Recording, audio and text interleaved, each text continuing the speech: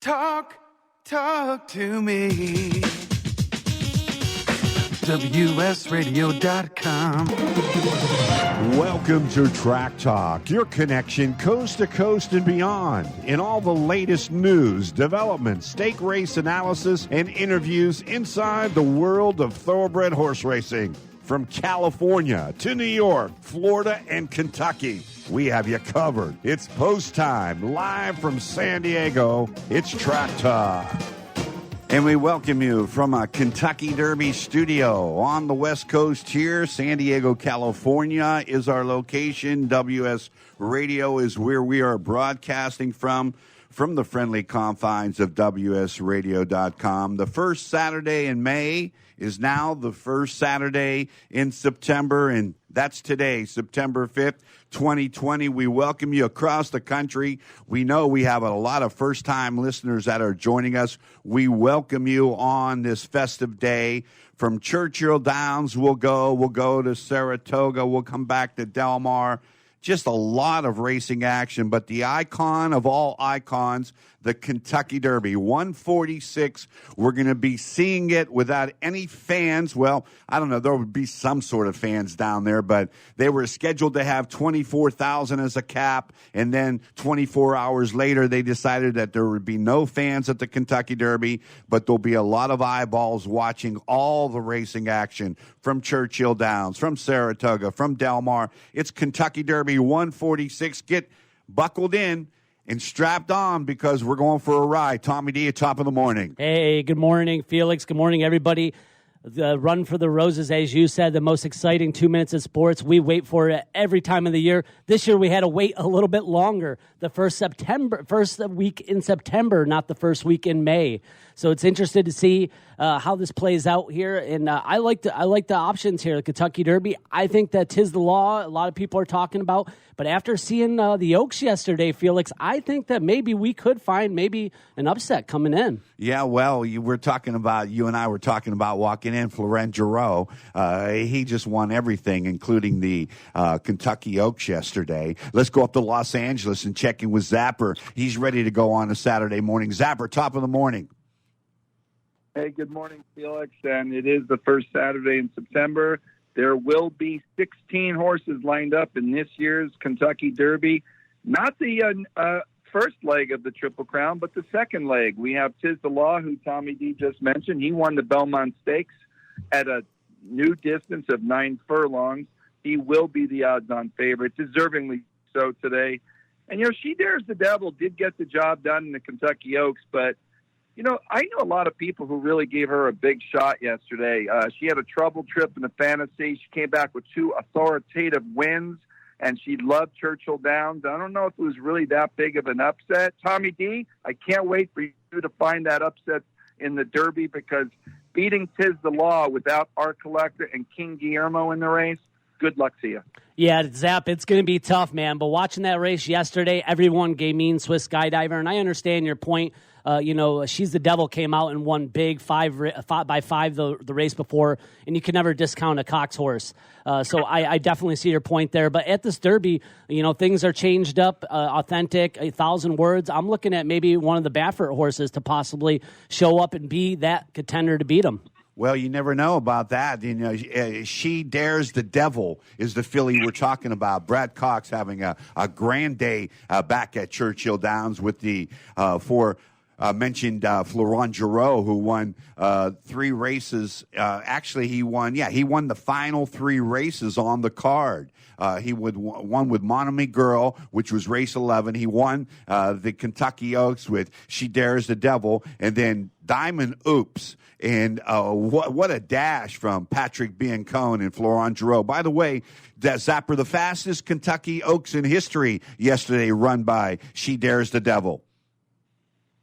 That says a lot, Felix, but the track has been fast all week at Churchill Downs. Don't mistake, sometimes the track superintendent has a lot to do with it. It was like the year Monarchos won and he broke 2 minutes, and he was only the 3rd horse to ever do that. Felix, question, can you name the other 2 horses that broke 2 minutes before Monarchos broke 2 minutes that one year? I think it was 97 or 98. Well. Let's see, my friend. So you're saying under 2 minutes. I would say, without question, Secretariat was the one. And the second one, which is the second fastest time in the Derby, was Sham. And so that would be my two guesses, Secretariat and Sham. How'd I do? You did very well, my friend. As a matter of fact, I talked about this with Kurt Hoover up there at OC Tavern about Sham, and then I was scheduled to have Lafitte Pinkai Jr. join us, and Lafitte said, "Hey, Felix, I have a golf game. Can we, do it at another time?" I said, "We can do it anytime, Lafitte, but I have a few questions for you. I want to ask you in regard to Sham in 1973, when Secretariat and Sham threw it down on all three legs of the Triple Crown. Sham reared in the gate and broke 2 teeth, lost 2 teeth in the race, and ran the mile and a quarter and ran runner-up to Secretariat in all 3 races. But Sham still the second fastest time in the Derby, and Monarchos is like, 1/1,000,000th of a second off, whatever the case of being the next winning Kentucky Derby fastest race. But nevertheless, just a lot of history. Coming into today, the studio, I shared with Tommy D that, tis the law, the same connections of the 2003 Kentucky Derby winner, Funny Side. And so, I will ask you, who rode Funny Side, Zapper? Oh, my Lord. Felix. Next question we go, Zapper. You want to play Major League Baseball? Well, step up to the plate, my friend. That was Mr. Jose Santos. Tommy D, you're ready to go at Churchill Downs. A lot of undercard races that have enormous value. A lot of people listening to the radio program this morning, they want to know about opportunities of cashing. Where do you start? I think maybe race number 8, the American Turf, would be a great place to start. What do you think about that? Yeah, we could definitely start there. That seems like a nice quality spot. A graded stakes race is the last starting in race 8. Starts all graded stakes all the way to the final race, which is the Kentucky Derby. And, Churchill Downs has a great card. Tyler Gaffalione just pulled off the win in the 3rd. Leperoux won the 1st, and Saez won the 2nd. So pay attention to the jockeys that are riding well there. Let's move on to the race that we're speaking of here, the 9th race. Eighth race. 8th race. Sorry about that. I was looking at the Pat Day mile here. We're jumping one ahead here. This is a mile and a 16th on the turf here. And, a couple horses that I took a look at. You got to look at number 4, Field Pass. Michael Maker is the trainer here. Gaffalione, like I said, just won the last race. I love the connections, 3 Diamond Farm. Anytime I see that, I mark a little check next to it. But I think really the horse to beat here is number 5, Smooth Like a Straight, for Michael McCarthy and Johnny V. This horse won by 2 in the La Jolla. We saw it out here at Del Mar. I think that's the horse to beat here. Maybe Fancy Liquor, Maker's other horse. I think Maker's going to try to take on McCarthy here, but the 5 is the one to beat. But I'd use 3 if I went deeper, the 5 if I'm going to go light. All righty. So then you like the 4, the 5, and the 8 in the American Turf. What about you, Zapper? What do you think? Well, no doubt you have to beat the 5 Smooth Like Straight already. Go back and got the W in the War Chance State, California. It's home base for Michael White and McCarthy, and got the job done solely in La Jolla. Will be deserving favorite in my opinion. Field Pass deserves second favorite. But there's a couple of horses. This is about, Felix, we all know, we reflect back every year to big race days. Got to really look deeper than the obvious. And I think there's 2 horses in here that I'm going to include on some exotics, some pick 3s, pick 4s. And I'm talking about the 1 horse, Tayshawn for Richard Baltus, his son of Twirling Candy. They tried to put him on the Triple Crown Kentucky Derby Trail. Failed miserably at it. I always had this horse marked as a turf horse in my catalog book from last year at the OBS sales. Get to try it today. I think it's a sneaky long shot. That's the 1 Tayshawn. Also the 2 American Butterfly. Kind of an improvement story for D. Wayne Lucas, the legend. And American Pharaoh jumping onto the turf very, very well. So the 5's the horse to beat, but I'm including the 1 and 2, trying to get that knockout punch here in race number 8, the American Turf. All right, right back at you, Zapper. We're going to take you right into the Pat Day Mile as we see it, race number 9 on a big, big racing card from all across the country on this Kentucky Derby 146. You're listening to Track Talk on the WS Radio Network. The Pat Day Mile, oh, baby, 500,000, and it is a grade 2. It is a flat mile, the Churchill Downs. Pat Day Mile, what do you have, Zapper, race number 9? Well, for those who are new to our sport, Pat Day was the Crown Prince, the best jockey in Kentucky for a couple of decades, and they named this race after him. He didn't have as much success in the Kentucky Derby, but he did have success at Churchill. And this is a 3-year-old race, a mile, one turn. It's a very interesting layout where they have this long chute and they have the one-turn mile at Churchill Downs. You have a really competitive field here. I've got to go with a specialist, and what I mean by that is the 6-horse Tap It to Win did really well back on June 4th in the one-turn mile and 16th at Belmont. He also competed in the Belmont Stakes, didn't do as well, got run down by Echo Town in the Allen Jerkins, which was 7/8. I think this guy likes the configuration of a one-turn elongated sprint, and I think that's what he gets today from Mark Casse, who's just starting to heat up after being a little chilly for a couple of months. Number 6, Tap It to Win, gets my top billing. Number 9, Rushy. These connections flirted with the Kentucky Derby. Michael McCarthy convinced them, maybe they're not there, but we'll be very live in the Pat Day Mile. So I'm going 6, 9, and also the 4 Vertical Threat for Richard Baltus. This guy has gotten really good in Southern California, tries to stretch his speed past 6 furlongs. 6-9-4 for me in the Pat Day Mile. All right, Tommy D, what do you think? Well, he just hit on the horse I like on top. Number 4, Vertical Threat. Yep. Won last 2 races pretty impressively by 5 lengths. It's going to be stretching out 6 furlongs to 1 mile. But, Richard Baltus, Tyler Gaffleone, got to like that combo. I do have number 9, Rushy, on there on deeper tickets. Number 5, Digital at a price. This might be one you want to take a look at. Going from the turf back to the dirt. This horse ran really competitive right behind Echo Town. I would like to see number 5, Digital, at 12-1. I'm going to throw that on the ticket. So 4, 9, and 5 are the ones I'm looking at here in the Pat Day Mile. Big race. And, you guys touched on some very, very nice points. Pat Day Mile, as you know, he is Mr. Churchill Downs without any question. And you mentioned, Zapper, that he didn't do very well in the Derby. What was his only Derby win?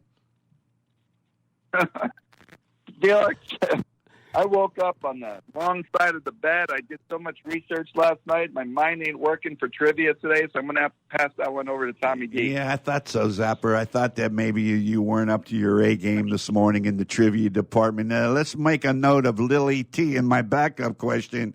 Where was Lily T bred? Oh, boy. All right, I'm going to give you that one too, Zapper, because it's Kentucky Derby Day. I'm going to give you another hall pass. That is in the state of Pennsylvania, the only Pennsylvania bred, by the way, to win the Kentucky Derby. Let's go to race number 10. This Iroquois is a race that I'm very interested in for a number of reasons. I think that I could zero in on 2 runners that are going to be nice prices that have opportunities to win. Didn't I have a winner last week, Zapper? Yeah, you gave out the winner in that long-distance turf race. Channel Maker. Mine was working. Yes, Channel Maker. Okay, congratulations to me. What do you have for the Iroquois, Tommy D? This is a very, very nice race at 1 mile. Race number 10 from Churchill Downs. Yeah, I think this is the second leg of the pick 6, start of the pick 5 if you're playing it, so a big thing to pay attention to. I think you can spread in here. The 10 horse is the horse to beat here. The ride of a lifetime. Correas is going to be it. Giroux is going to be up 7-5. Morning Line, Candy Ride is the sire here for this 2-year-old colt. I like number 3, Super Stack, at 6-1. Steve Asmussen won last time at Lone Star in a smaller stakes days. I also like number 7, Pico de Oro is another one that I'll take. Maury, this one last time by 2. And then the last one I'll mention is number 8, Midnight Bourbon, another Steve Asmussen horse. So I like both Asmussen horses and the 7 here to take on the 10 horse here in race 10, Felix. All All righty. So you got the favorite, and then you have, did you say the 3 super stock with Ricardo Santana Jr. and Steve Asmussen, and then Pico de Oro with William Maury and J.J. Castellano, and Midnight Bourbon, the other Asmussen. What do you have in regard to the Iroquois that you might be able to zip into and zap onto, Zapper? Well, obviously the 10 horse, the horse to beat, doesn't have to be mentioned again, but Kenny McPeak, when you asked him for young horses to jot down, he dropped Anchor, which is the 1 horse here in the Iroquois. And Kenny McPeak's been on a roll, guys. Swiss Skydiver, we can argue on another show, but I believe Tyler Gaffalione did not give her a stellar ride yesterday. I thought he gave her a very passive ride. When you're trying to win the big prize and you got the right horse, don't sit back there in a pocket and get locked in where you can't overcome it. So I was a little upset about that, but I think Kenny McPeak's here to win races this weekend. Drop Anchor 15-1. If you not get a big speed number in that Ellis Park win, Son of Anchor Down, another Son of Tappet that's gone to stud and looks like a promising sort. What I liked about this horse is his stride at the wire in that race, going 3/4. He gets more distance today. He gets a 1-turn mile, and I think you got to throw in the 1 drop Anchor because Kenny McPeak told us, Felix, to jot this one down. He did, and I was sharing with Tommy D coming into the studio. I said the horses that Kenny McPeak released on our radio show a couple weeks back, if it was last week, the week before, they're all running together. But 3 of those horses that he's mentioned have won, and the other, I think he gave us like 4 or 5 that day, and the other one ran second. King Fury was a 1, and you're absolutely right. Kenny McPeak's been in fuego. What would you have done yesterday with Swiss Skydiver if you were Tyler Gaffalione? Where did you think he made the major mistake of preventing himself from winning that race? I thought settling in on the rail. I mean, when they broke, Amin had all the intent to get the lead. And a lot of people were shocked that She Dares the Devil had that kind of speed. That's fine that you're going to be third, but get your horse off of the rail. Johnny V actually floated Gamine off the rail and invited Tyler into the pocket. Tyler bit, and then he closed the pocket on him. Johnny V pulling an old trick by an Angel Cordero type of, back in the day type of ride. And now we were stuck on the rail until the far turn, and he couldn't get out until those 2 horses had first run. And obviously, hey, let's not take away anything from She Dares the Devil. That horse was full run, and it would have taken a top performance by Swiss Skydiver, but you had to be more aggressive, and you couldn't have just settled on the rail during the entire run down the backside. I think Tyler Gaffalione, if he had to do it again, would have taken it to them sooner, and I think we would have had a horse race to the wire. And, it's me being nitpicking a little, but I think when the stakes are that high, the Kentucky Oaks, you got to ride a little more aggressively. We know she's got the speed. Yeah, and Kenny reached out to me as the afternoon unfolded, and then reached out to me one more time last night when I said, hey, look, no shame in running second. It's been evasive. He wants to win the Kentucky Oaks, but between you and I and everybody else listening, he thought that Tyler should have stayed on the rail, and you're absolutely right. What happened when Tyler bit? That rail closed, and then he had to get to the outside, and that could be the difference of winning and losing, and it was the difference between winning and losing. And we asked him, or I personally asked him about, getting riders, that, are familiar with the horse, and Gaffalione was the rider that they chose on because he broke her maiden, I believe he said. So basically, without the other jockeys coming in, they stayed, they stayed with a pat hand, so to speak. But Kenny McPeak has been on one good roll, and I would urge everybody, I don't care what he's bringing to the track, that you have to sprinkle him in, Tommy D, because when trainers hot, they're hot, and their horses run. Yeah, good call, Zap. Drop Anchor definitely has a shot here, 15-1. If I was playing deep, this is one where I may take all horses trying to beat the 10, because I believe that there's a couple other, the 2, the 4, I think also are prices that maybe have a shot here. So, I mean, on deep tickets, if you want to play this race, because I think the next race, I think we might have a single. Well, you guys aren't interested who I like in this race. Let's tell us, Felix. We do want to know. Come on. mean, like, you were ready to go to the next Let's race. go. Like, I mean, you weren't even interested in what I like in this race. I like the same horse that you mentioned, number 7, Pico d'Oro, and picks up J.J. Castellano or stays with J.J. Castellano and William Maury. I just like the progress of this colt. And I would love to know what the sheet numbers have in this race. I know Steve Roll, listening to our radio program out there, he's a sheet reader. But, the sheets are going to be very vital today because you're going to see a lot of numbers and some improvement from horses that if they could just run back or better, that they're going to leap over what they're scheduled to run. And I definitely believe this, and I do believe Pico d'Oro is going to run a big race today. That's number 7. Talamo was on him last time. Excuse me for that. I said Castellano. By the way, congratulations to Joe Talamo. He won the Ellis Park Championship with 20-some wins, I do believe. So Smokin' Joe ran first, and Bejarano ran second. So our Southern California boys went back to Kentucky, and they settled in. Tommy D, what do you have? Yeah, let's move on to moving on to the race 11. This is the Churchill Distaff Turf Mile, and I think that this possibly is your best chance if you're playing pick 5 and the pick 6 and the pick 4.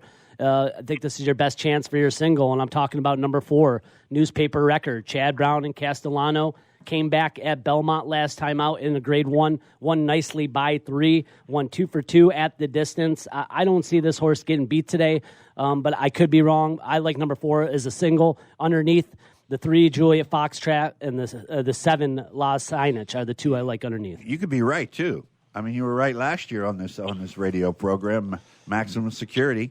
And then the year before that, you had Justify. So you're on a 3. Well, this is for the hat trick leading up to the Kentucky Derby. You love Justify after we interviewed Mike Smith, and then you and Johnny were on Maximum Security. And we know what happened there. I still believe he won the Derby, so I believe you do the same. That you believe that Maximum Security did win that Derby, and so. Let's see if you can go ahead and get the hat trick leading up to this Kentucky Derby. What do you have in the race that Tommy D just broke down, Zapper? Well, if you don't mind, Felix, he just laid it out beautifully. It's Newspaper Record's going to be about 2 to 5, and there's nobody to challenge her. She's on top. She's in tip-top form. Nobody can challenge her early. Nobody challenges her late. I think she's just a free bingo square. And if you don't mind, we can jump to the next race, which is race 12, and it's the Grade 1 Derby City Distaff Stakes, formerly known as the Humana Distaff. This is one of the more competitive races on the card. And, obviously the race goes through the speed of the race, and that's the 8 Serengeti Empress, who just won the Ballerina Stakes at Saratoga a month ago. But if I'm going to try to beat her, because she's probably going to get overbet, number 10, CC, has been going 2 turns from Michael McCarthy, who obviously has come to Churchill loaded from Southern California, former Todd Pletcher disciple. A lot of us know him sincerely as Whitey. But Michael McCarthy is obviously moving to the forefront as one of the top conditioners in Southern California, if not the country. CC already proven that she doesn't mind going 1 turn. She's been successful both. I just think she's going to get that beautiful stalking trip outside of Serengeti Empress and possibly Bellafina, and 3 to 1. I think I got to give CC my top billing. If I need a knockout punch here, the 4 Bells the 1 won 2 back when I believe Toby Terrell gave it to us at 13 to 1. Now it's over Churchill Downs. She's never been worse than second there. She's the value to me in the race. But I'm going to go number 10, CC, with my top selection. Throw in Serengeti Empress, the 8, and also throw in the 4, Bells, the 1. This goes as race number 12. The name has been changed. The Grade 1 Derby City Distaff Stakes, formerly the Humana Distaff, but the race is a very important race leading up to the Breeders' Cup. These kind of horses will be in the filly and mare sprint division. good race today. Without any doubt about that. And, boy, I'll tell you, you talked about Michael McCarthy. He's getting locked and loaded. Mike Smith in Churchill Downs today. That means he won't be able to come back and ride the final 3 days of Del Mar. Well, the final 2 days because there's Sunday and Monday racing, and that'll conclude it. Not many unknowns here that are in the jockey ranks today as they convene down there. It'll be kind of strange, don't you think, Tommy D, to be at Churchill Downs today with no fans, the Kentucky Derby? I mean, that is like an American holiday adjacent to, compared to the Super Bowl. Yeah, definitely going to be strange, and definitely even watching it on TV because that's part of it. Everyone dressed up, it's the glimmer, the glamour, the horses. It's all about the animals, but, they throw in a little of this and a little of that, and we're going to be missing some of that today. But you know what? I'm just happy and grateful that they're running, Felix, and that we get the opportunity to watch them run today. Absolutely right about that. Creating Capital, John is joining us here on a Saturday morning pitch hitting for my man CC. John, the top of the morning, happy Kentucky Derby Day.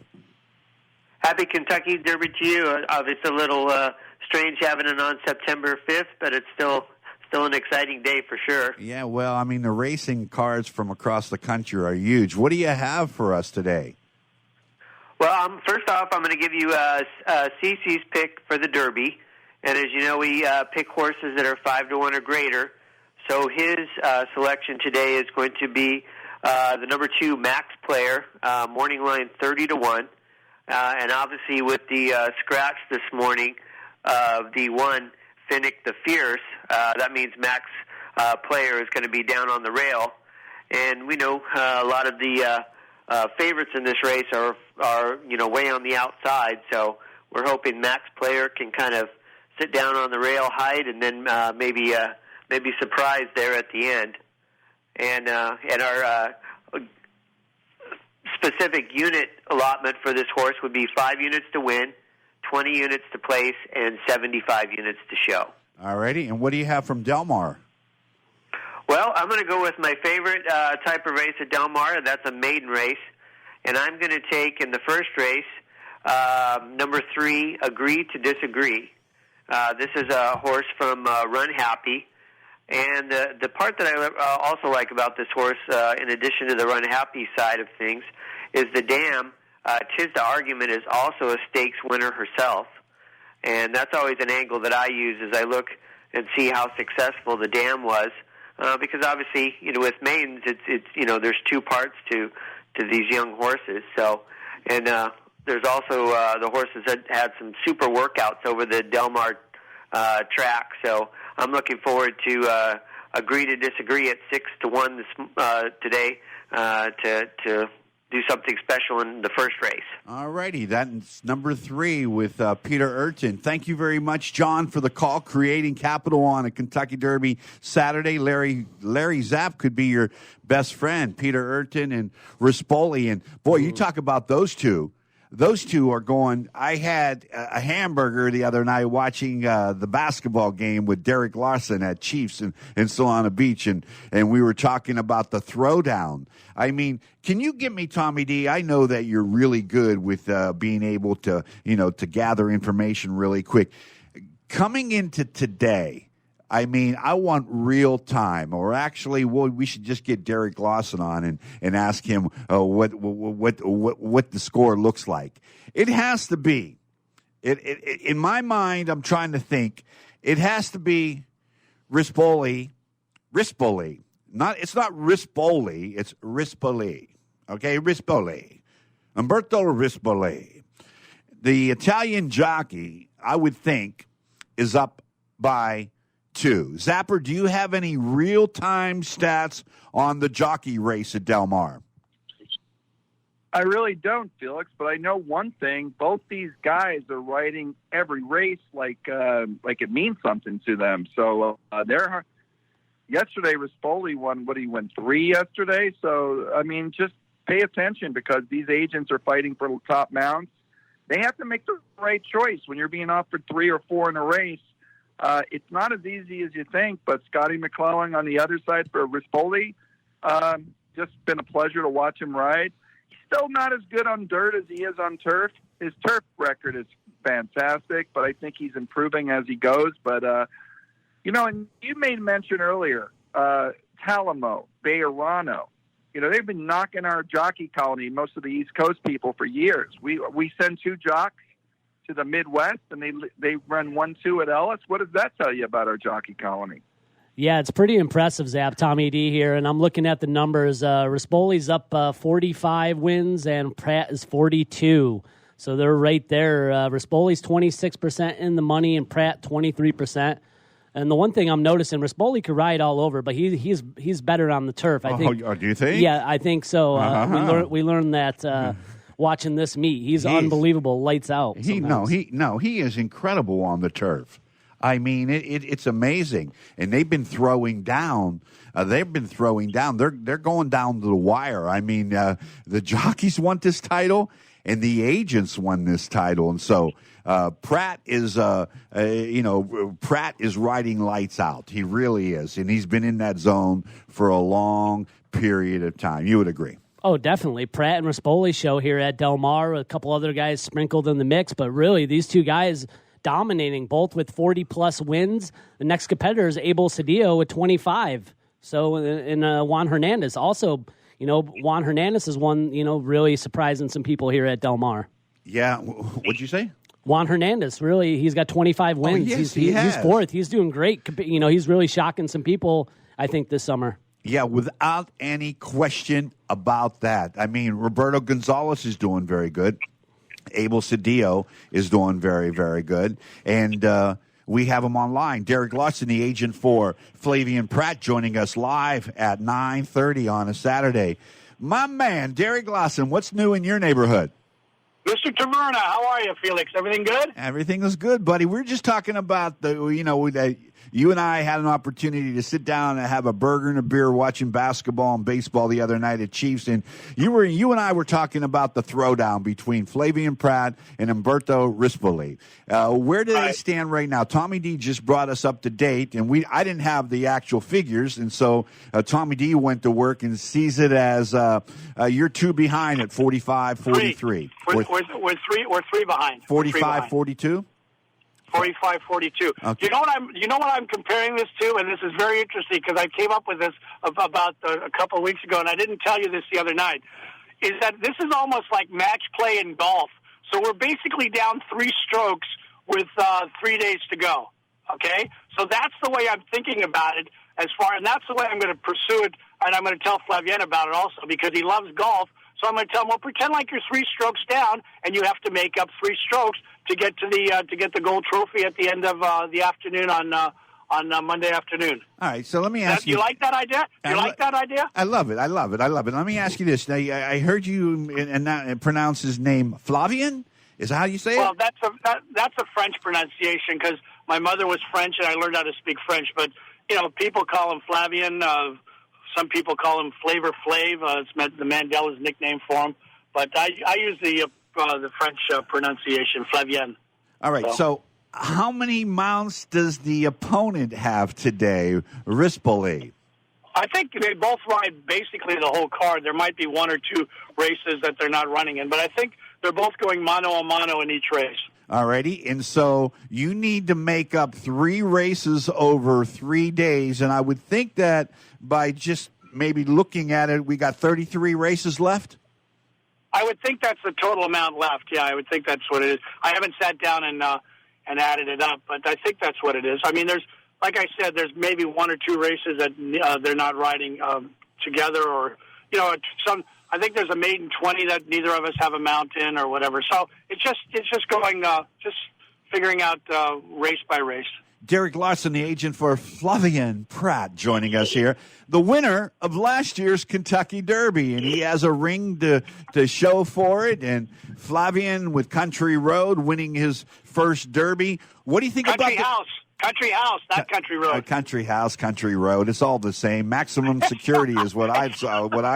I saw Maximum Security, dude. I don't know about Country Road. Different. I saw something different at the top of the stretch. Yeah, well, let me tell you something. You're probably the only one. But anyway, I'm just teasing about that. Let me ask you this. Let me ask you about this. Today in the Kentucky Derby, I mean, you had obviously you probably had a number of opportunities to ride the Derby, or maybe not, but you decided to stay in California. There were a couple of other opportunities. Obviously, Storm the Court would have been one. If I had pushed to get back on 1,000 Words, I probably could have done it. But the fact that kept me from doing it was that we wouldn't be allowed to come back and ride on Sunday and Monday. And there's just too many good races. And as it turned out, we ended up on Dr. Scheibel in the Futurity on Monday afternoon, and he's a heavy favorite in that. So I couldn't give up that just to be able to run around the track. But Chiz, I really believe, and I know this is terrible to pick the even money favorite, but I really believe that Tiz the Law is the now horse. He reminds me so much of Seattle Slew, the way he wins races and the way he's performed. And by the way, he's already gone 1.25 miles by winning the Travers. So he's well ahead of a lot of these horses that haven't gone 1.25 miles, and he's sitting in a great spot. Remember, they're using the new gate this year. There's no separation like there used to be. So all the stalls are all the starting stalls are together. And by the way, the stalls are a little bit smaller. I've heard so they were able to fit the 20 stall starting gate. Okay, and so how many are going to post? 16, right? 16. There's 16 right now. You had 2 scratches. Unfortunately, King Guillermo scratched, and Finnick the first or something. I don't know. The one horse he scratched out of there. But you've got New York Traffic, then you got Honor AP, then you've got Tiz the Law, and then you have the other Baffert horse, Authentic. So you've got a really good group on the outside, and it's going to be an exciting race, like it always is. But it's just weird looking at Churchill Downs this morning and yesterday and not seeing any fans in there. That's the thing that's kind of freaky. Yeah, that's what I was just sharing with Tommy D, and we were just talking about that inside the studio. Okay, forget about Churchill Downs and the Kentucky Derby here, dude. Hey, listen, your boy is 6-1 in the first race, and the opponent, Rispoli, is at 6-1. Why don't we have some, head-to-head matchups like they do in the Breeders' Cup? Why didn't Del Mar get creative and say, look, we got a heck of a race going down, and Tommy D's just said it prior to having you on. These guys are trying so hard out there. I mean, they're competing at the highest level, and you shared with me the other night that Flavian wants to win this title, and you want to win this title, and Scotty McCullen, who is an upstart with Rispoli, because Rispoli had Ron Anderson as his agent, and then Angel Cordero was fired by Johnny V, and so Ron Anderson picked up Johnny V along with Joel Rosario, and he had to give somebody away or let somebody loose, and it was Rispoli that was the one, and all of a sudden, what a great gift delivered to Scotty McCullen, because Rispoli is vying for his first title here in Southern California, especially at Del Mar. So who do you give the edge to? Tell me in the first race, who has the better horse, you or Rispoli? Well, I think the guy that's got the better horse is Espinoza with Calypso.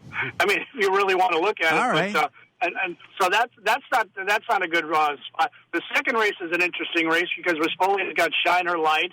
Then you've got Tona Hutu and We Ride Tapwater. So either any one of those 3 horses can probably win the second. All right. Yep. The third race, he's got Charlito for Mandela. We're riding Rural Candy for Baltus. He's 4-1. We're 5-1. Actually, I think the horse that's really tough in there is Divine Armor. Could be very, very tough in that spot. But so it's kind of like that could be Dormy right there in that race. In the fourth race, he rides Bench Judge, the 2-horse. We ride Dog Tommy, both for Sadler. That's very interesting. We'll see where Sadler's alliances lie, who he gave the better horse to. They're both equally. They're both pretty equal in that spot there in the fourth. In the fifth race, I'm looking down here real quick. Neither one of us ride. Oh, yeah, we ride. Okay, here's what's happening. We're going to end up on Cozy Bear, who's 12-1, because I think the 11 horse, the 2-1 shot that I gave first call to, is not going to get in the race. So we're ending up on another horse in that spot. and Rispoli is riding. Nobody. He's not in. He's not riding that race, so I've got a shot. I'm by myself there. Okay. Then in the 6th race, I'm going through this real quick. Bricks is ridden by Rispoli and Jammin' Eddie. And Jammin' Eddie drew in, which is that's a plus for us with Jammin' Eddie. I think Jammin' Eddie is a little bit better than Bricks, but I think the horse to beat in that race could be Offshore Affair, the 7 horse for Carla Gaines, who's having a good meeting. She's coming around and having a really good meet. Let me stop you right there because I like Jammin' Eddie. I've been on Jammin' Eddie's bandwagon. What's Peter Miller doing with Jammin' Eddie? He's trying to win races. Peter Miller's having a great meet. Yes, he is. Really, he's flying. He's hitting at such a huge strike rate that we're pretty fortunate to be riding quite a few races for him and have won quite a few spots for him. All right. So Jammin' Eddie look like the horse that could be the best in this field. In that field, yeah. But there's you've got to look at Bricks also. But he ran well. And Flavien won on him, and so did Rispoli. So, but I think Jammin' Eddie's got a good shot in this race. And also, we'll have to see what's going to happen with Mario Gutierrez, whether he's riding today or not. He might be off his mounts today. So. Why? Well, he took a spill yesterday in the last race. Oh, I didn't see that. He took a spill, but he came out of that out of the spill in pretty good shape. Let me ask you this: you're on a lot of Jonathan Wong's horses. Wong have a live barn? He does have a live barn. He's bringing some of his horses from Northern California down. He's turned out to be a very interesting young trainer that you have to keep an eye on, especially when he ships down here. I think we won a race for him last year, and we won another race for him this year. So he's an up-and-coming young trainer who I think is going to do really, really well. A couple summers ago, you said, I really can't get, in step with a couple trainers. I want to win for them, and one of those was Mark Glatt. Well, last weekend, you won very convincingly for Mark Glatt, but more so, the only ticket in the pick 6 was aligned to the one horse that you rode for Mark Glatt, and the guy took down the whole ball of wax. And so you got the monkey off your back somewhat against Mark Glatt, huh? Well, no, we've had a good year with Mark. I mean, we rode Collusion Illusion. We won this the Bing Crosby on him with him, and so we've had it goes in cycles, Felix. Some of these trainers that get hot. The idea is to hook onto the trainer when they're actually going upwards instead of catching them when they're going down. So that's the thing. So it's very interesting to keep an eye. You have to watch all the races all the time and just watch and see how things are transitioning and because everything is cyclical except for Peter Miller. And I always know Peter Miller down here at Del Mar, he rocks down here at Del Mar. He's ready to go. He has all his horses ready to go, and he sends them one after another after another. You just have to be in his good graces when it's time for you to start winning, and we have done quite well with Peter. Yeah, you've done quite well. You've done a great job with Flavien Prat. Where's your best bet today on this 11-race card? Where would you put your dollars? I think Raimundo's Secret is going to run a huge race in the stake. And by the way, you didn't mention that we've won 12 stakes races at this meeting. No, I did not mention that. I didn't mention it because I knew you were going to mention it. Of course, because to me that's a really good accomplishment. If we can catch Bejarano, who has 13 stakes wins, and if we can catch him and then win one more. I mean, if you start looking at the list of riders that have been down here and the ones that had number 12 that we tied, I mean, you've got McCarron, you've got Pinkai. You had Chris McCarron. I said McCarron. You had who is it now? Corey Nakatani had won 12 stakes. Joe Chalmo had won 12 stakes, and Bejarano obviously had won 13 stakes as well. So it's a who's who of riders, and I think to me that's a great accomplishment. That's a great record to try and tie or beat. Without any question. Final question I have for you: who won the Super Bowl this year? This year? Yeah. I don't know. I can tell you who won the Kentucky Derby last year. No, but I don't know who won this. You had a bet with me on who was going to win the Super Bowl, and you took Baltimore, which I said they had no chance of getting to the Super Bowl, and I happened to have who? I don't know who won it. Kansas City. I know that you're really up on your football. Have a good weekend ahead. We're going to catch up with you real soon. We got to fly. Derek Lawson, the agent for Flavien Prat. Thank you so much. And what a great job you have done handling Flavien Prat. You talk about a race coming down the last three. And he wants to win this. I don't care what anybody says. Derek wants to win probably more than Flavien wants to win. Yeah, both of these guys top competitors and top jockeys out here in Southern California and in the nation. So both riding lights out. And congratulations to Peter Miller and his crew. Yep. He's leading with 25 wins. I don't see anyone catching him. No. D'Amato is second with 17. He's at a 26% win rate too. So, and it's hard work, and every one of these trainers getting a horse ready for the races. I don't care if you have 3 head or 150 head. It's still a lot of work. And when I went over, last summer, they said, "Hey, you been at the track?" I go, "No." They go, "What's going on over there?" I go, "I don't know." And they say, "Hey, well, you want to vote for all the champion horses and the best of Del Mar 2020?" I go, "No." I go, "Why?" Because I didn't see anything. I saw it on TV, but I wasn't there. I didn't get the feel for it. And the media has sort of been like a stepchild to the Del Mar Thoroughbred Club. And you would think in times like this that they would reach out and they would say, "Hey, look, you know what? Thank you for promoting and helping us promote our game." And the racing has been very good. Tommy Robbins and David Jerkins over at Del Mar, not an easy task. And they have stayed the course, and they have done a terrific job. And I applaud Tommy Robbins and David Jerkins in the Del Mar racing, because I think it's been very good in a tough year. This has been our toughest year. It's been our toughest 18 months. Okay, if Zapper's not on the other phone, if he's not on his other phone answering a call, we still might have him, right? Is that a plus or a negative? Okay, what would you bet that if we went to Larry Zapp right now, that he was online with us? Would you say he is? I think he's there. Okay. Zapp's there. Zapp, are you there? So after Derek Lawson attack of the senses, I just pulled myself off the ground. Does this guy know how to take a breath? Oh, my Lord, Felix. Let me tell you, he just went on and on and on and on. I want to tell you something. Tommy D went out and got a coffee and a bagel. Wade went down there to the end of the hall to drop off a package. I'm standing here all by myself, and they all come back, and he's still going on. But he's a good guy. A very, very good guy. And, you root for guys like him because he did it the hard way, and nothing was given to him, and he latched on to Flavien, and they have built a great team. And it's like, I don't want to say this to him because I didn't want to insult, but it's like an order taker, Trainer calls you up. I'm sitting with him, and there was 4 trainers that, called and said, "Hey, can you give me a call on this horse?" And he went through his book and so forth and so on. And he put the phone down. He took a little swig of beer. Another person called him and said, "Okay, let me see. Is that for that? Okay, I could probably do that." And, and he's working. He's just taking orders. And, the jockeys have not been able to work horses at Del Mar.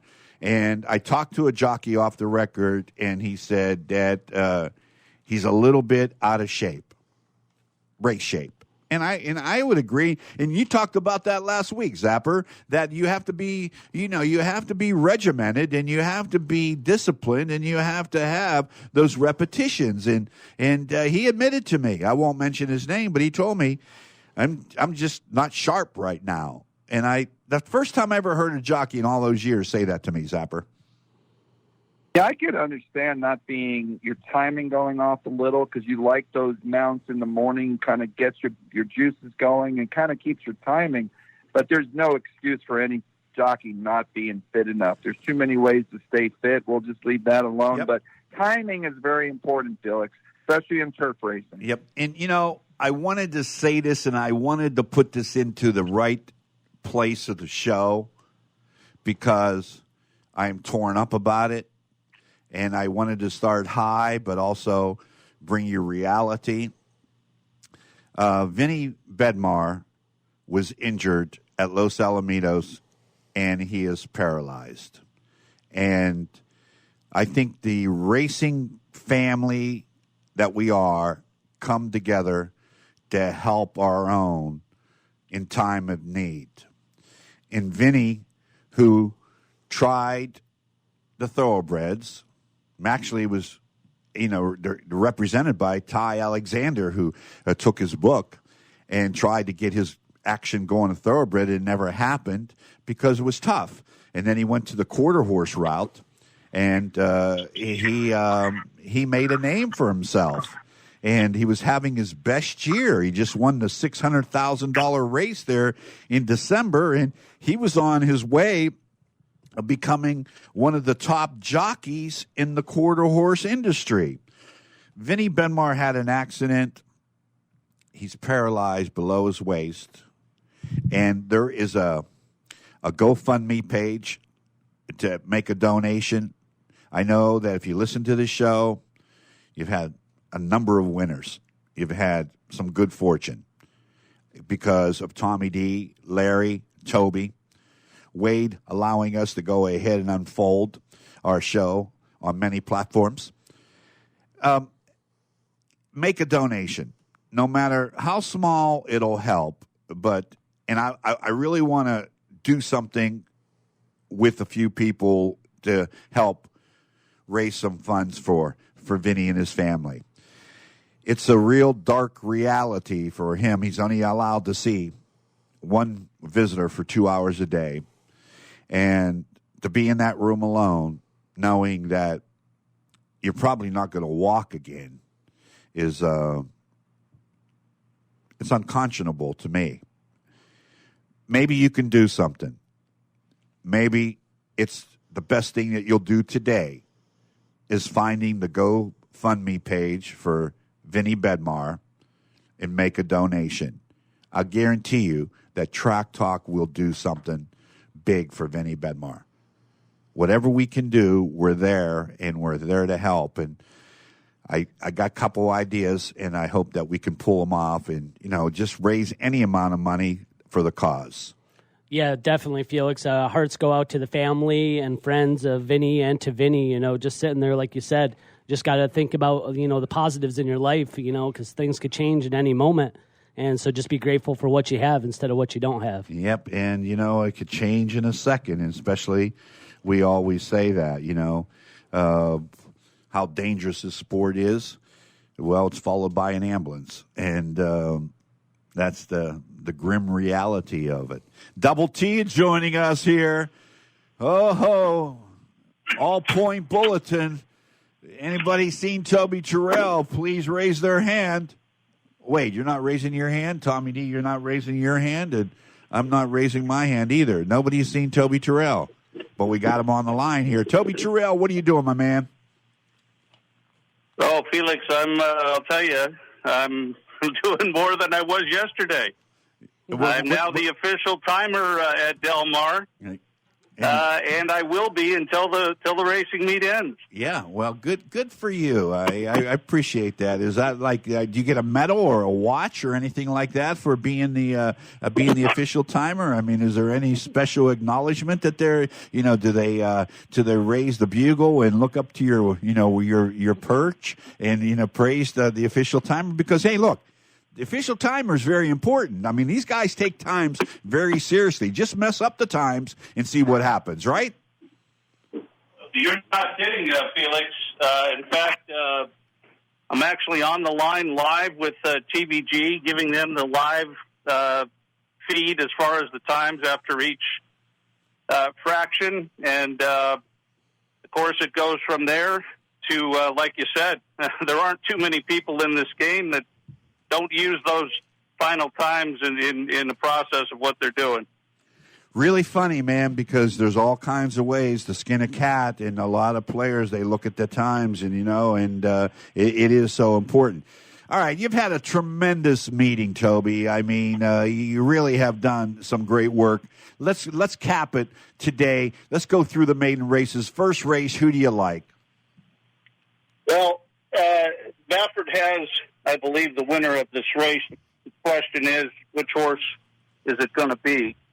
One theme that has really played true throughout the meet with 2-year-olds is that experience is invaluable in running over this racetrack. And on that note, number 5 horse Calypso has more than just experience in his debut. He dealt with the rail, dealt with a troubled trip, and really showed some class in finishing when really he shouldn't have been. So he's got that little extra. I think he'll have that little extra for us today and hopefully win the first race. That's number 5, Calypso.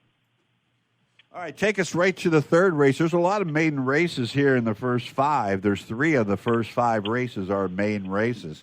And what do you have in race number 3? We just had Derek Larson on, and he set the all-time record, according to Zap, as talking the fastest without catching or stopping for a breath. So what do you have in race number 3? Quite a feat. Race number 3, number 1, and here again, Baffert. This horse is, I think, towers on this field, and that's number 1, CHA. A big, long stride and leggy horse. He just got warmed up in his last race sprinting. Today he's routing, which is what he's mechanically born to do, and I think it'll be that simple for number 1, CHA, in race number 3. You know what today's date is, don't you? It's September 5th, right? Indeed. Okay, so you told me that you'd be ready for a burger and a beer at Chiefs September 8th. That's Tuesday, right? Actually, we flipped it to the 7th because you know what, the work is done. Yeah, I'm so happy that we could push it up a day. So just remember the 7th that we're all getting together. Tommy D, you got to join us as well. Wade, if you want to join us, it'll be a first time appearance by Toby Terrell during the summer at Del Mar. Let's go to the 5th race. What do you have in regard here? Well, I know a longtime friend of the show and contributor is a trainer named Jeff Bondi. He has the number 7 horse in here, Mr. Bold. Very quick youngster. Has shown some nice speed in the mornings, especially where it counts out of the gate. And he has Mr. Cedillo in the saddle, hopefully for those strong arms to push him on home. In race number 5, that is number 7, Mr. Bold. All right, he's been pretty cold, though, hasn't he, Jeff Bondi? I don't believe he's had his normal Del Mar meeting like he had last summer. Well, you know what that means, Felix, as far as today goes. Yeah, well, you put the knock on him.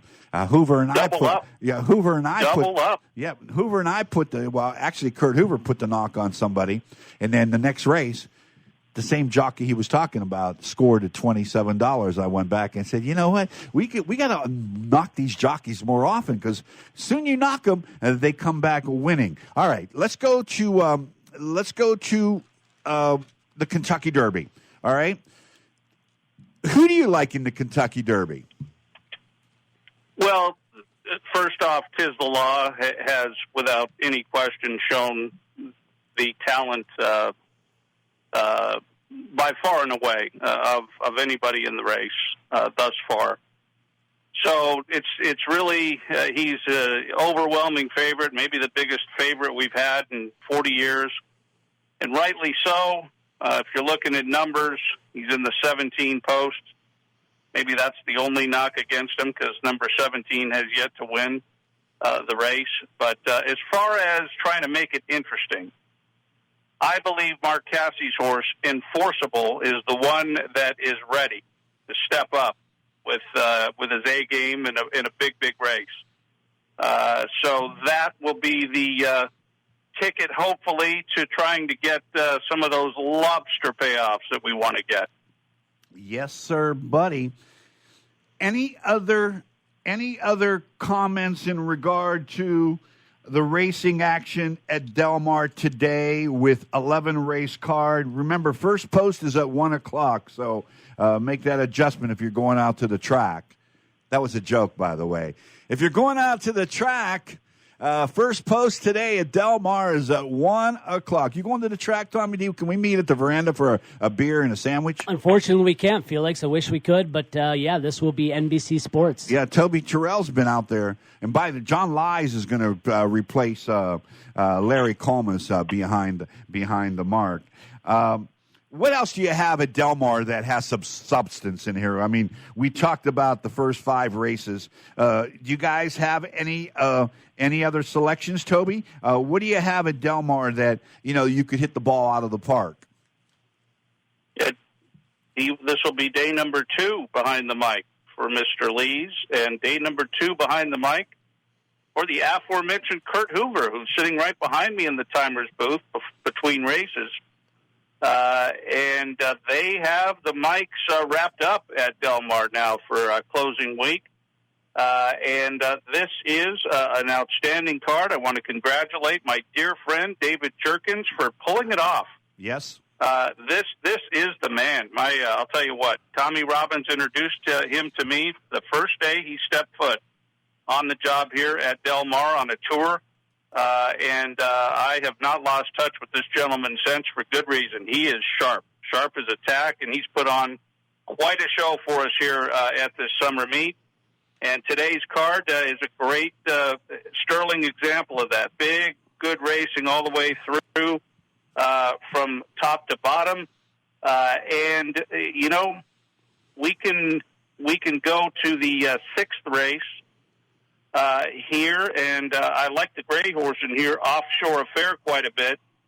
Again, Mr. Cedillo. So let's get those numbers back where they're where this guy's accustomed to it. Then, as he is usually the 1-2 punch, Pratt, Cedillo. They're usually battling it out. Now you have Mr. Rispoli. Now there's a 1-2-3 punch here in Southern California. It's Rispoli. Not Rispoli. It's as an Italian was telling me yesterday. It's not Rispoli. It's Rispoli. All right, Umberto Rispoli. I said, okay, I appreciate it. David Jerkins, the grandson of the Giant Killer, Alan Jerkins, if anybody wants to document his past. And I just said that prior to you coming on. I said that Tommy Robbins, which I asked him, I called him last week and said, hey, do you have my parking pass? And he said, parking pass? I go, yeah, I need a parking pass. He goes, for this meet? And I go, yeah, for the summer meet. I need my parking pass. He goes, like, what for?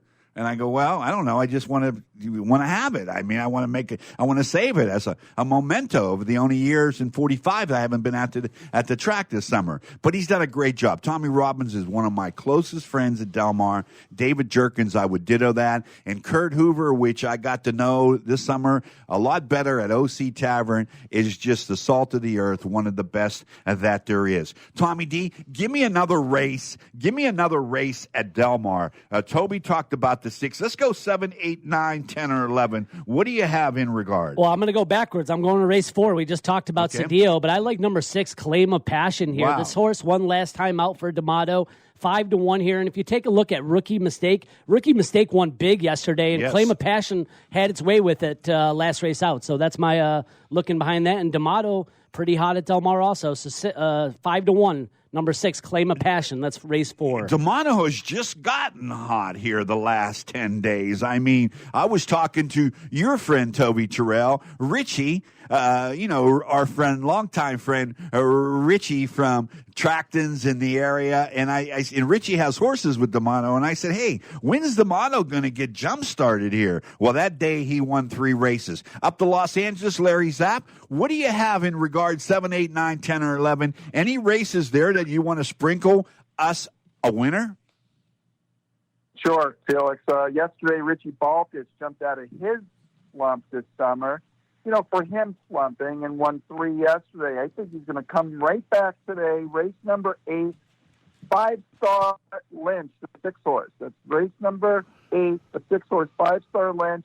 A nice 6-1. This horse has got an improving pattern, and improving patterns for a guy like Richie Baltus, who takes very good care of his horses, is enough for me. And then we jump to the John Mabie Stakes, and that's race number 10. 5-2 morning line. Lady Prancelot had no pace to run at in the yellow ribbon. I'm hoping she just gets a little pace to run at today in a John Mabie, because She's sitting on a win. So Richie Baltus, that's a twofer for Richie Baltus.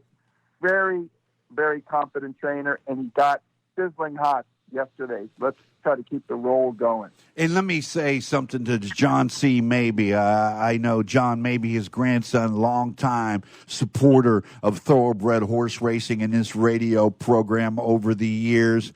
His grandfather, John C. Mabee, the chairman of the board of the Del Mar Thoroughbred Club, the man who was responsible for bringing the Pacific Classic to a $1 million race, the first $1 million race in Southern California way back when.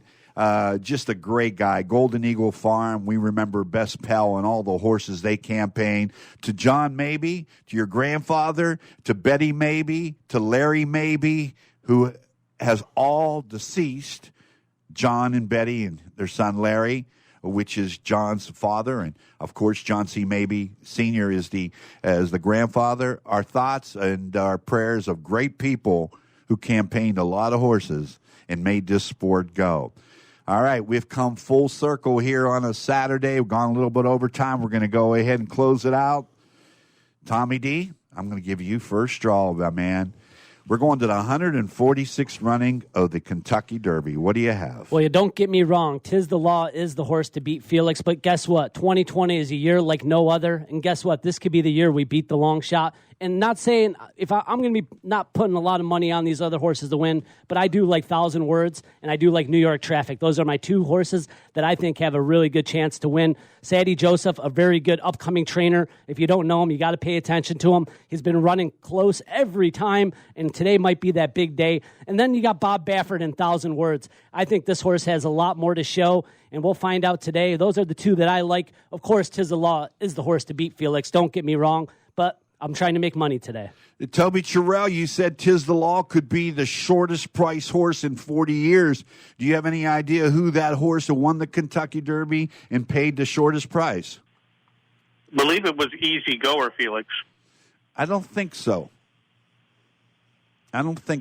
But I don't know the answer to that. We're going to have to go to the amazing Amanda because she's got the fastest fingers in the West on that Google. Yeah, somebody came up to me, OC Tavern, yesterday and said the same thing. He said, do you think that Tiz the Law will be the shortest priced favorite to win the Derby since, I can't remember who it was, and it was an Easy Goer, not Spend a Buck. I got to think who it was, but Amazing Manda, you're on the clock, my dear. Zapper, I will go to you. Who do you like in the 146th running of the Kentucky Derby? I think the answer might be Fusiachi Pegasus, but you can double check after the show, Felix. I think this reminds me of a Derby of yesteryear about 20 years ago, and that's when Smarty Jones and Lionheart ran away and hid from the rest of the field. I believe you look far outside today, and you're going to see Authentic go to the lead.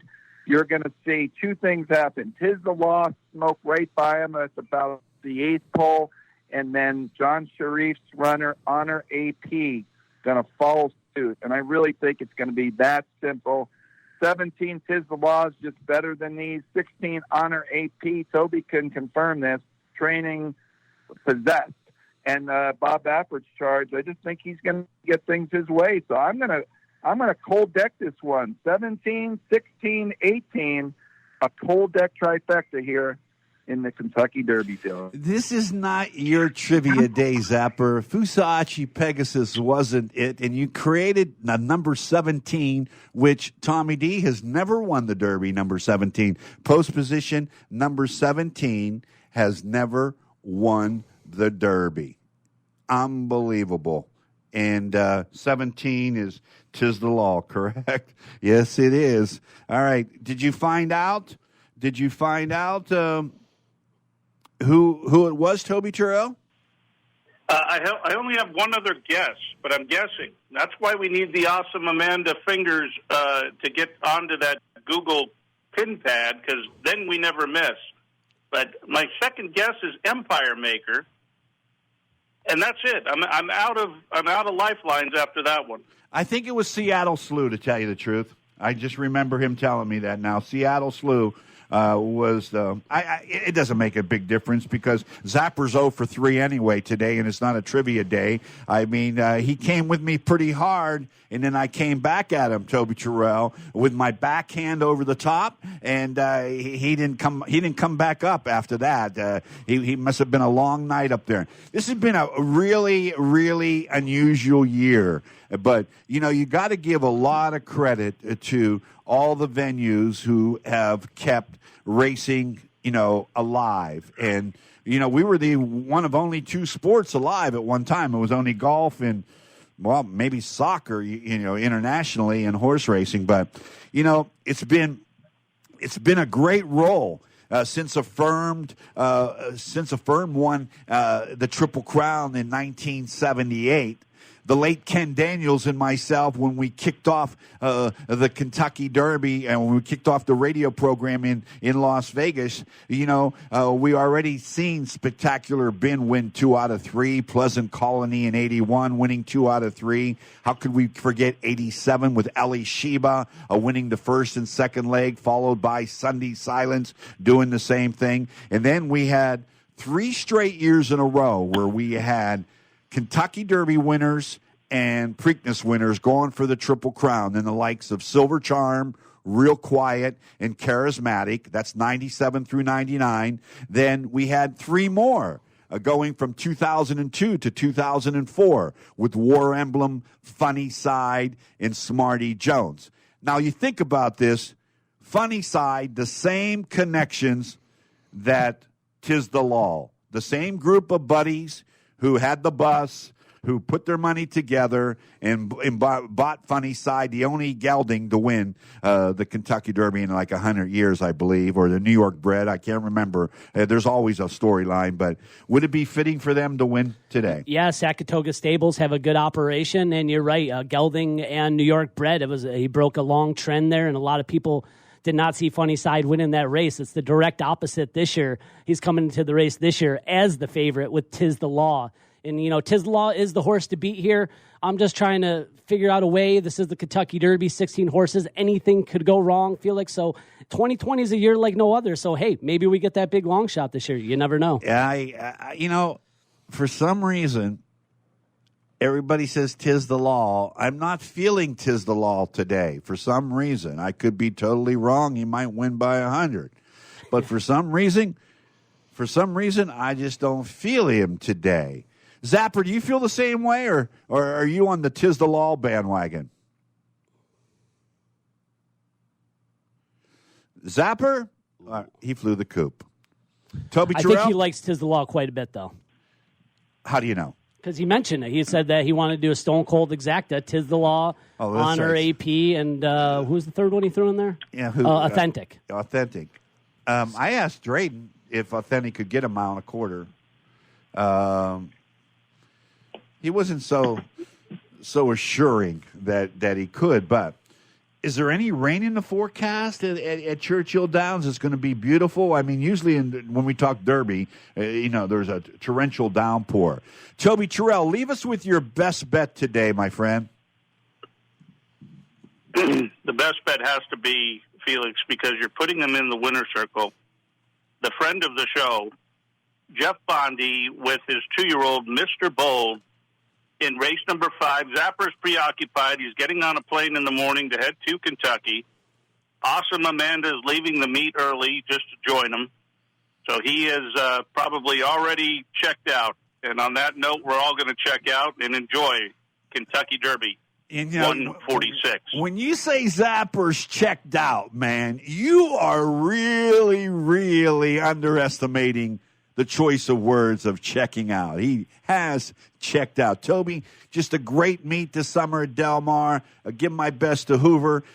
Give my best to Tommy Robbins and David Jerkins. They know how I feel about them. I want to thank Tommy D, Wade Taylor, Cece, Carlin Rogers, and John for pitch hitting today. All the great guests we had on during the summertime. Our man, Kenny McPeak, congratulations to a fine run you had. To Derek Lawson, the agent for Flavian Pratt. My man, Lafitte Pinkeye Jr., who's texting back and forth while he's playing golf. And to Zapper and everybody else. It's been a fun summer. And we're out of here. Wade Taylor, a top of the morning to you. This is Track Talk. Please, listen. Do something for Vinny Bedmar. There's a GoFundMe page. Anything could help. And we will do our part here from Track Talk Radio. Have a great 146th running of the Kentucky Derby. Adios, everyone. Have you tried DRF Formulator PPs at DRF.com? Take your handicapping to the next level with premium features not found in DRF Classic PPs, including one-click access to complete race charts, full-screen video replays with both standard and head-on views, add your notes for a card, horse, or trip, and access from any device. View Timeform US pace figures, get customized printing options, and so much more. Try DRF Formulator PPs today at DRF.com/PPs. Hi, everyone. Felix Taverna for Rough and Ready Moving and Storage. From down the street to across the country, if your move is too tough, you call Rough. That's my man, John Ruff, R-U-F-F, Rough and Ready Moving and Storage. Local or cross-country, military moves, corporate relocations, packaging, storage. They have it all in the Temecula Valley. That's roughandreadymoving.com. That's Rough and Ready, R-U-F-F, and readymoving.com. When you talk about San Diego legends, you got to talk about Big John at Tip Top Meats, a European delicatessen unlike anything in San Diego. You know, it's located in Carlsbad, and traditionally, it's been a fan favorite for many. Big John does it right. With the holiday season just around the corner, it's your best bet. Big John, Tip Top Meats, and top shelf fish. I mean, that's a daily double. You've been there, you know, it's legendary.